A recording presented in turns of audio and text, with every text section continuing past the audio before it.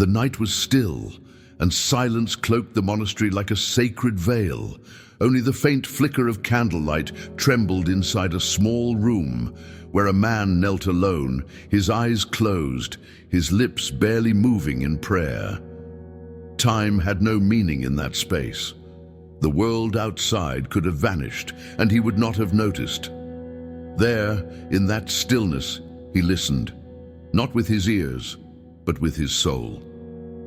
This man was no stranger to pain, nor to grace. His body bore wounds unseen by most, and his heart had become an altar to the mysteries of heaven. He had seen things that few dared to imagine. But that night, something shifted. Something beyond the usual rhythm of prayer and contemplation touched him. He suddenly lifted his head. His breath caught, and a tear slid down his cheek. Not from sorrow, but from awe. Someone had spoken. Not in a voice of thunder, but in a whisper so gentle it could have been mistaken for wind. Yet it carried the weight of eternity. He placed his hand over his heart and remained still, trying to hold on to the sensation that had just washed over him like a wave of light. A presence. Holy, infinite, loving. And then it came. A vision, sharp, clear and piercing, not born of imagination, but a message breathed into his spirit like fire. It was not meant for him alone. It was meant for the world. A calling, a warning, a gift. In the vision, he saw a sky split in two. Light and shadow danced across the earth, and humanity stood at a threshold. Some looked up and wept with joy. Others turned away, distracted, afraid, or simply uninterested. He saw hands raised in prayer and others clenched in defiance. Cities faded, forests burned, rivers turned red, but not from blood, from something far deeper, the forgetting of the sacred. But there was also hope, always hope.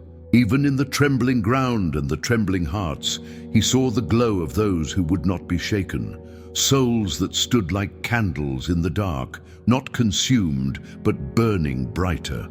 He opened his eyes.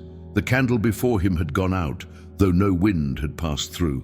Yet the room was not dark. Something remained, a light not from wax or flame, but from presence. The divine had come and left its trace. He fell to the ground, face to the floor, whispering words that would never be recorded, words born from reverence. He did not ask, "Why me?" He asked only for the strength to carry the message, to hold it without breaking. He knew it was not a burden, but a mission. When he rose, the room felt different. His steps were heavier, but his heart was lighter. What he had seen would change everything. He was not afraid. He was not confused, but he was urgent. Time, he sensed, was thinner now. The veil between heaven and earth had shifted. He began to write, not with ink alone, but with his soul. Pages filled with phrases that made little sense to others, but that pulsed with truth. He did not aim to be understood. He aimed to be faithful. That night, the monastery remained quiet. No one knew what had occurred, but heaven had touched earth, and something had been set into motion. Somewhere in the silence of that vision, he had also received a promise. One that would soon begin to reveal itself piece by piece, like light creeping over a sleeping world. If you feel something awakened in your heart while listening to this story, you're not alone. We are a growing community of souls walking in faith, in search of light and truth. Join us, subscribe to the channel, give this video a like, and write your name and city in the comments so we can greet you with love in our next message. Together, we illuminate the world. He had known the presence of God before. In the solitude of prayer, in the gentle silence between breaths, he had often sensed that divine nearness, like warm oil poured over the soul. But this was different. The voice that came to him now did not only comfort, it stirred, challenged, awakened. The morning after that sacred night, he rose before the bells rang. His body moved slowly, but his spirit was ignited with a clarity he could barely contain. The words echoed within him, not fading but growing stronger. as if heaven had chosen him as a vessel to carry a truth that could no longer be delayed. The message was not one of fear. It was love in its purest form, urgent love, pleading with humanity to return to what was eternal. He walked through the garden in silence, leaves trembling gently in the wind, as if nature itself had heard what he had heard. "There will be a time," the voice had said, "when the world forgets me, but I will never forget the world." These words etched themselves in his soul. He could see it clearly now. People distracted by noise, searching for meaning in things that would never satisfy. Their hearts were weary, their spirits dimmed by promises that faded like smoke, and yet, above them, mercy remained, arms open, waiting, calling. The truth was not hidden. It was everywhere, written in the sky, in the rising sun, in the tears of a mother, in the laughter of a child. But people had become blind, chasing answers in places that could never offer peace. And so, the voice called him to speak, not to lecture, not to condemn, but to awaken. He began to write again, this time with more urgency. His words were not polished, but raw and alive. He spoke of a love that never abandoned, of a God who was not distant but nearer than the breath in your lungs. He wrote of a truth that didn't come from the mind, but from the soul, a truth that could heal wounds no one else could see. Soon, people began to notice. His presence had changed. The way he looked at others, gentle, searching, deeply present, moved even the hardest hearts. When he spoke, even the skeptics listened, not because his voice was loud, but because it carried something they couldn't explain. It felt like home. And in that presence, something began to shift. In the silence of the chapel, in the corners of confession, in the small moments no one else saw, people wept. Not out of guilt, but because they were being reminded of something they had forgotten, that they were loved, fully, endlessly, just as they were. The voice had told him one more thing. There will be many voices in the days to come, but mine will be the one that speaks to your heart. That truth was becoming real. And just when he thought he had heard all there was to hear, another vision came, this one more vivid, more difficult to carry. But it was not for him to resist. It was for him to trust. Something greater was about to unfold. If these words touched your heart, you are part of something beautiful. We are a community guided by love, faith, and truth. Subscribe to the channel, give this video a like, and leave a comment with your name and city so we can send you a special blessing in our next prayer. And if you truly felt the light of God in this message, write Amen in the comments to seal your faith and receive your blessing. Together, let's lift the world with our love. The days that followed brought a quiet weight, not a heaviness of sorrow, but of sacred responsibility. The message he had received was clear, but he knew it would not be easily accepted. Truth never arrives without being tested, and neither do those who carry it. The world outside the monastery's walls continued to spin, fast and loud. But inside, in the still corners of prayer and reflection, something sacred stirred. He began to sense it in the air, a shift, a trembling, like a leaf before the wind. A time of testing was drawing near, not only for him, but for all. And he was not afraid. He had seen the future, not as a fixed destiny, but as a path that many would walk without knowing they had a choice. In that vision, he saw people of faith stumbling, not from weakness, but from weariness. He saw churches echoing with silence, altars left untouched and candles no longer lit. But he also saw sparks, small, radiant flames in the hearts of the faithful. People who prayed in secret, who loved with courage, who stood even when the world pushed them to their knees. They would be the light in the time of trial.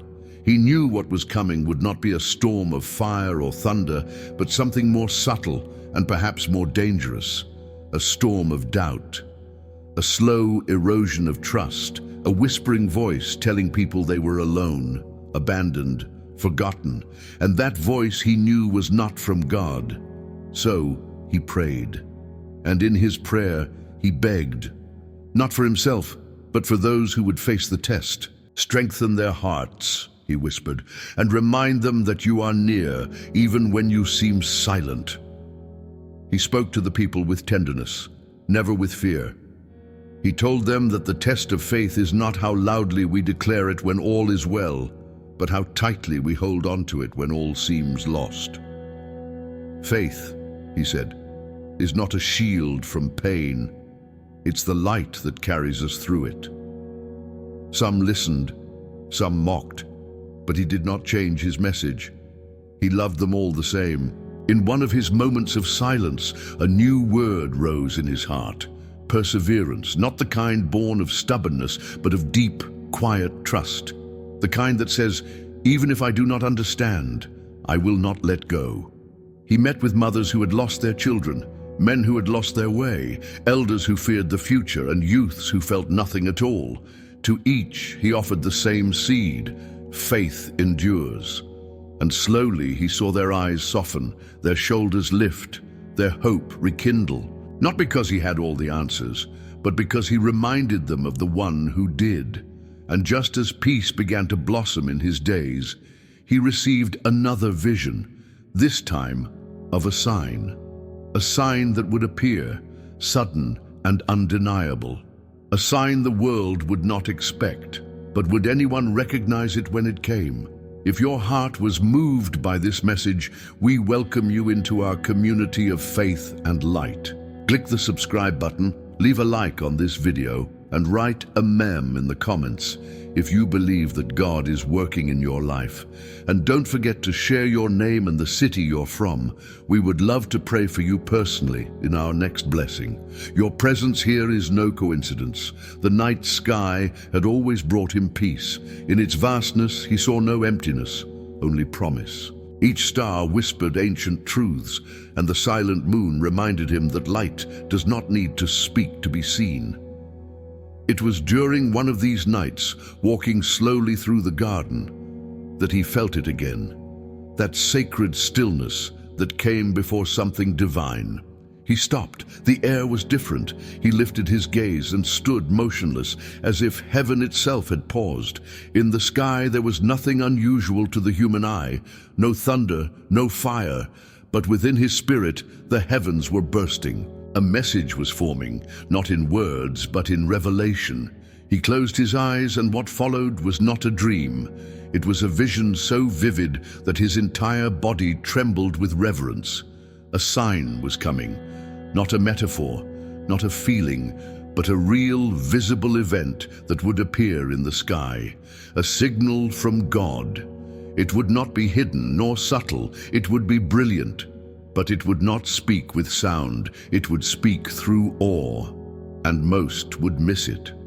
The vision showed crowds of people looking down at their devices, their lives, their distractions. The sign would pass above them, like a silent guest at a noisy feast. Only those who were watching with the eyes of the soul would understand. "It will be my final whisper," the voice said, "before the world enters the time of purification." He fell to his knees. Tears filled his eyes, not of fear, but of longing. He understood now. The sign would be a gift, not to punish, but to awaken, to remind the world that heaven still watches, still loves, still waits. He saw people weeping, not from sorrow, but from the overwhelming realization of how close God had always been. He saw strangers embracing, children lifting their eyes, and elders falling to their knees with hands raised. It was a moment of grace, offered freely, universally. But he also saw others, those who would see the sky and laugh, who would call it coincidence, who would turn away before their hearts could be touched. And he wept for them too. When the vision ended, he remained on the ground, trembling, whispering prayers for every soul who would one day look up and decide in that sacred moment what they believed. He wrote it down, not for fame, not for fear, but so that, when the time came, No one could say they hadn't been invited. And as he lit a candle that evening, he knew the question was no longer if the sign would come. It was when. If you believe that heaven still speaks to us, if you feel that something sacred is drawing near, subscribe to this channel and be part of our spiritual family. Leave a like to show that you're walking in the light, and comment Amen to receive your blessing. Don't forget to tell us which city you're from so we can send your name in prayer and cover your home with grace. You are not alone. He had seen it, clear as dawn breaking after a long, cold night. Not everyone would turn away when the skies declared their silent truth.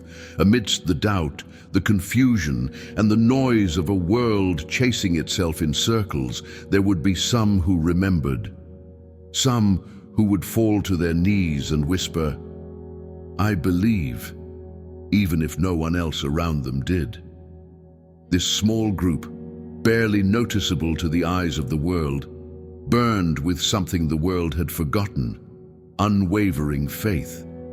They would not be rich. They would not be powerful. Their names might never appear in books or speeches, but in the eyes of heaven, they were giants, carriers of the eternal flame. He saw them in his vision, scattered across cities, hidden in villages, praying in quiet corners, sometimes alone, often misunderstood. They were the ones who still lit candles when others stopped praying, who still fasted when others feasted, who still forgave when others cursed. They were the remnant of light, and they would not bend. The time of testing would weigh heavy on the world, and the voices of confusion would grow louder. Many would doubt what was once sacred. Many would be seduced by ease and comfort, by the illusion that the truth could be shaped to suit desire. But the remnant would remain, not by strength but by love. They would suffer, not as punishment but as witness. Their lives would be stories of quiet resistance, of holding on when everything else was falling apart. And through them, others would remember, others would believe again. He walked among them in his vision, each soul like a lantern in the dark, illuminating not with brightness, but with warmth. A mother who prayed for her children by name every night. A farmer who sang hymns as he worked. A teenager who read scripture in secret. A woman who forgave again and again, even when it broke her heart. He saw them all, and with each face, he heard the same whisper in his spirit. "These are mine. I have marked them with my mercy." The world would mock them, call them old-fashioned, call them blind, but they would not fight with anger. They would fight with peace. They would answer with love. And when the moment of decision came, when the truth would stand beside the lie and ask, "Who do you follow?" they would not hesitate. He wrote their names in his heart, even though he had never met them. He knew that in every generation, God preserves a remnant, not to judge the world, but to hold open the door of grace a little longer. And just as he finished this thought, another vision began to unfold. But this one was different. It was not about the faithful remnant, but about those who would try to change the truth itself. If this message spoke to your soul, it's because you are part of something sacred. Subscribe to our channel, be embraced by this community of faith, and give this video a like to show your light. Write Amen in the comments to receive a blessing today, and tell us the name of your city so we can hold your home in prayer and send you love with each word we share. You are one of the lights. There comes a moment in every soul's journey when the veil between what is seen and what is eternal grows thin. It does not arrive with thunder or spectacle, but with quiet certainty. And in that silence, the soul remembers who it is and who it belongs to. He had carried the visions, the messages, the weight of truth, not for his own glory, but because he knew, he believed, that God's love never stops reaching for us. Now, as his days grew quieter, his spirit burned brighter. He remembered the words whispered to him in the earliest visions. "Do not fear, for my mercy is greater than the darkness. My love will cover the earth. and those who call my name will not be forgotten." These promises were not just words. He had seen them alive in the tears of those who returned to prayer, in the strength of those who stood firm, in the quiet glow of the remnant that would never surrender the light. He knew the trials would come. He had seen the confusion, the deceptions, the great shaking of faith, but he also saw the victory. Not the kind the world understands, but the triumph of the Spirit over fear, the triumph of grace over guilt, the triumph of love over despair. And in the end, that was the promise, that God would not abandon his people, that every prayer whispered in darkness was heard, that no tear was wasted, that even when the world seemed to spin out of control, heaven was still holding everything in place with hands pierced by love. He stood once more beneath the night sky, the same sky that had once shown him the sign. Now he was older, his body weaker, but his soul soared. A final message filled his heart, not with urgency, but with peace. "Tell them I am coming, not to punish, but to gather, not with wrath, but with light. And all who believe, all who persevere, all who love, will see my glory." He smiled. A deep, sacred smile. He knew his part was done. But yours, dear soul, is just beginning. If this message touched your spirit, don't let it end here.